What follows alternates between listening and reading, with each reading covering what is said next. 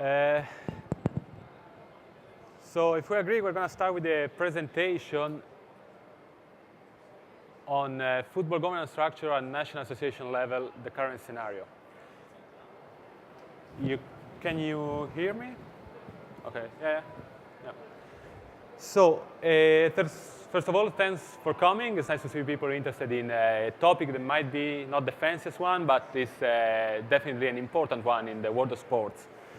Just before starting with the presentation, like a few words about CIES Sport Intelligence, which is the new research and analysis division that we're launching today. And so why has CIES decided to develop this new research and analysis division now? Is because we believe that due to several factors, including improves in technology and communication, increasing financial interest at stakes, sports organizations need to be more responsible than ever in facing the challenges they are facing, as well as carrying out their activities. So CIES Sports Intelligence aims to deliver value by supplying sports organizations with factual information that helps them benchmark the organization, support the decision-making processes, as well as orient the strategies. We have a very descriptive approach, which allows us to interpret on a wide range of different areas, topics, and you can see there some examples of areas of expertise that we covered in previous works. So going back to our study on football governance, which is the topic that we are discussing today, our study covers the 6 confederations affiliated to FIFA, and we try to cover at least 3 countries for each confederation, with the only exception of the OFC, where only New Zealand is included. The study covers 5 areas of analysis, which are the 2 main decision-making bodies of a federation, meaning the General Assembly and the Executive Committee, the President, judicial bodies, and reporting activities. So this is just to show how the report will look like. Basically, for every single country, there are 2 pages.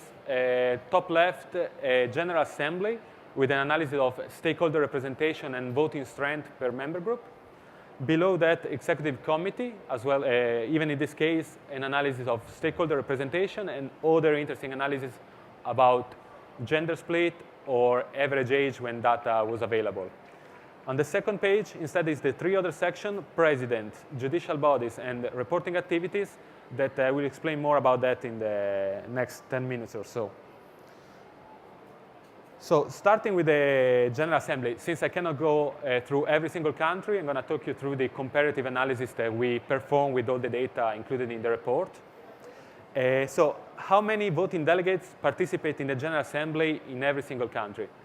Well, you can see that US Soccer Federation is by far the largest in size, with 573 delegates, almost the double of the second country in this list, which is Italy. Excluding this outlier, the average number of delegates is 104.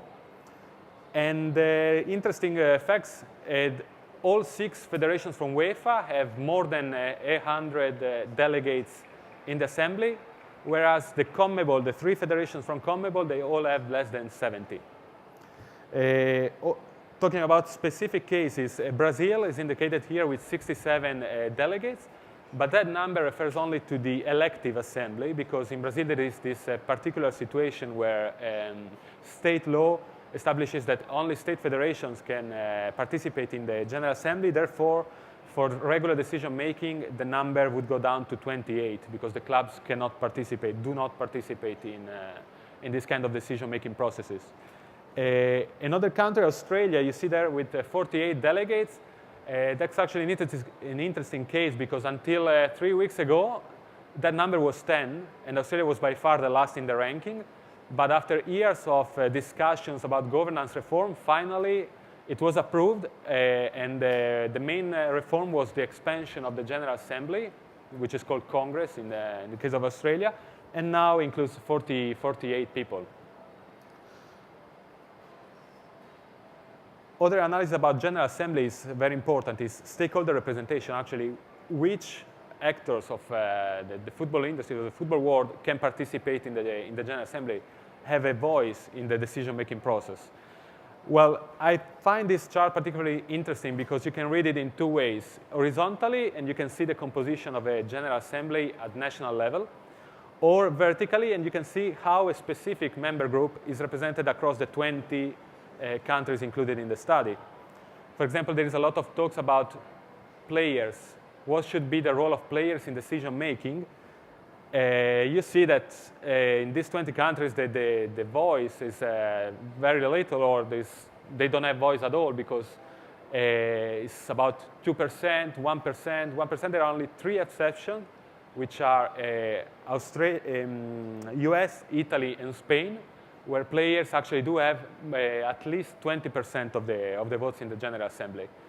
Same thing for women's football, which is also a hot topic at the moment, and you see that the representation of women's football in General Assemblies is almost non-existent, if we can say that. Moving on to the Executive Committee, the second important decision-making body of the National Association. Of course, the numbers are much smaller than a General Assembly. Here, the average is about 14 people in an Executive Committee, which is called also the board, as it is called in this part of the world. The biggest in size is South Africa, whereas the smaller is Mexico, actually, with only 5 representatives, one from the Liga MX, one from Ascenso MX, Segunda y Tercera División. As I said, like, the average is 14 people, so 1/10 or a little bit, 1/8 of the size of a General Assembly. But about Executive Committee, what is interesting is actually who appoints or elects the members of the Executive Committee. So dark blue is when the GA appoints the members, light blue is where the member group appoints the members of the Executive Committee, and white is when the president that has this responsibility or the Executive Committee itself.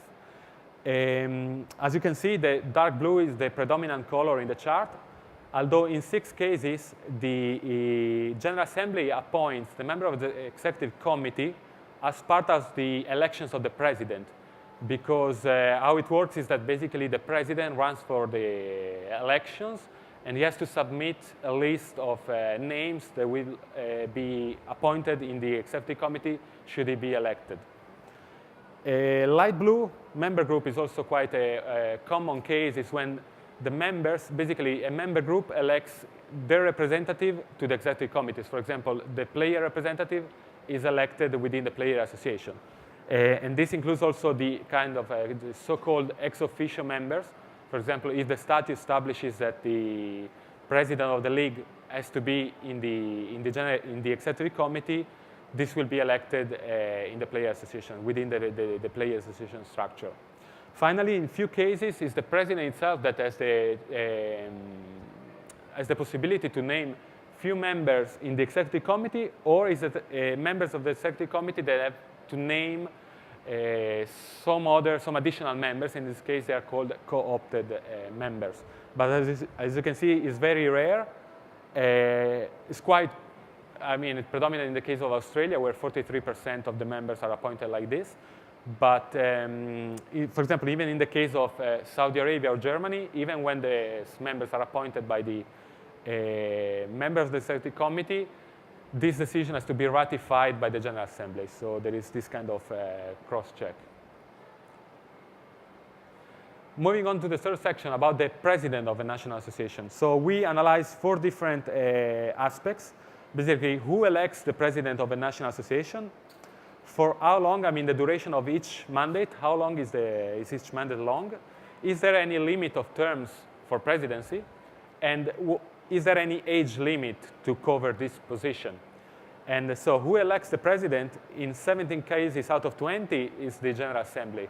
But there are 3 cases, Australia, Colombia, and Japan, where actually this responsibility falls on the Executive Committee. Even Mexico is a particular case, because in Mexico it's the Executive Committee that proposes a name, and the General Assembly has to confirm it.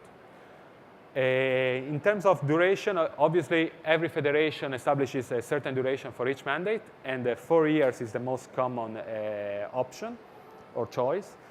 A limit of terms situation is quite different, because only there are 12 countries out of 20 that do not have any limit in terms of mandates that a president can cover. And the age limit is even more rare, as only 6 countries establish in the statute an age limit for the president. And usually 70 years is the choice included in the statutes. Fifth session is a bit of a legal aspect. It's about judicial bodies.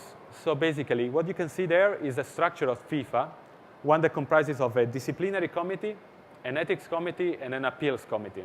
So what we have done is identify for each of the national associations which are the judicial bodies that are within the structure of the association and compare the situation with the model of FIFA. So, of course, we cannot include in the presentation the situation for every country because the situation may vary greatly between each country, so it's difficult to standardize the situation, the status at each country level. Because, for example, there are countries that where disciplinary and ethics are incorporated in only one body, or there are countries where it is only one body, one judicial body instead of 3.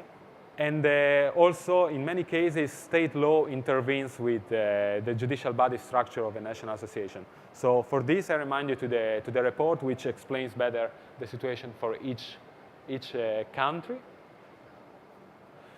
And finally, reporting activities, meaning does the federation publish the statutes, the most recent financial statements, and judicial bodies decisions?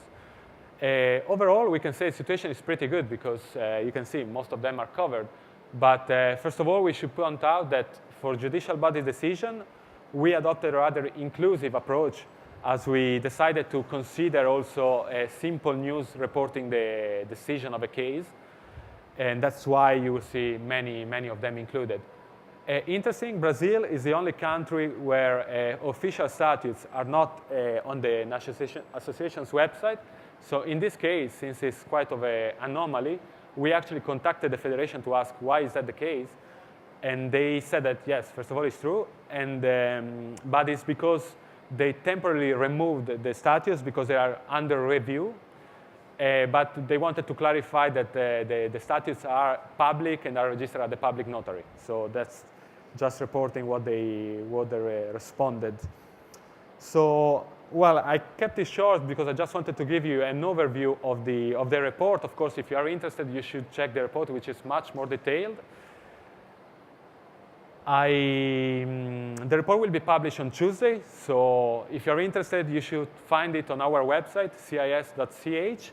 Or even better, you can send us an email at sports.intelligence@CIES.ch, and you will be registered in our mailing list, and you will receive all the future reports because we plan to release more of these. Of course, do not hesitate to contact us for any other question to the same address. And I thank you very much for the attention. And if there is any question, I'm happy to take it. Thank you very much. Thank you. Well, thank you. CIES organizes the FIFA Master, which brings together more than 500 people working in the sports industry around the world, and is, if I'm not mistaken, recognized the best sports postgraduate course in the world as well by Sport Business Ranking. But you can tell us more about that. I'm asking you, do you reach out to this network worldwide for these reports? All FIFA Master placed all over the world working in sports, they contribute to the sports intelligence unit of CIES? Yes, the idea is that I will answer to the question about the master as well. But the idea with regards to the report is that in the future, we for sure will take advantage of the network of CIES because, as you said, it's really huge and it's everywhere. So for sure, it would be very beneficial to use this network. We didn't do it for this report because we decided to rely on publicly available information only in this case.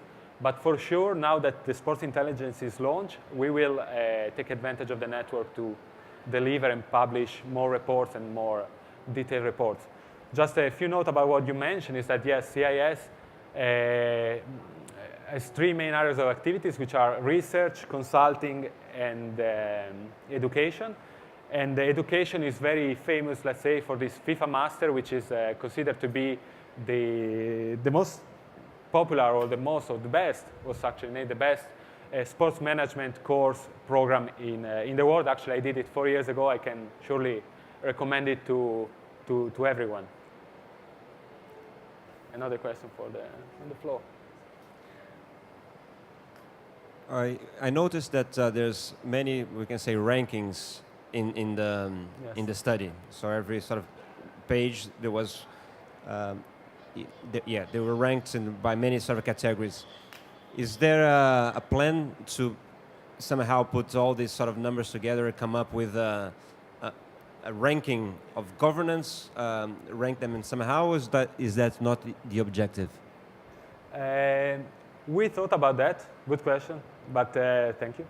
We really thought about that, but for this report we decided not to deliver any ranking because it could be a bit sensitive, if you start ranking countries based on governance. So for the moment, we decided to take another type of approach, just presenting the data how they are.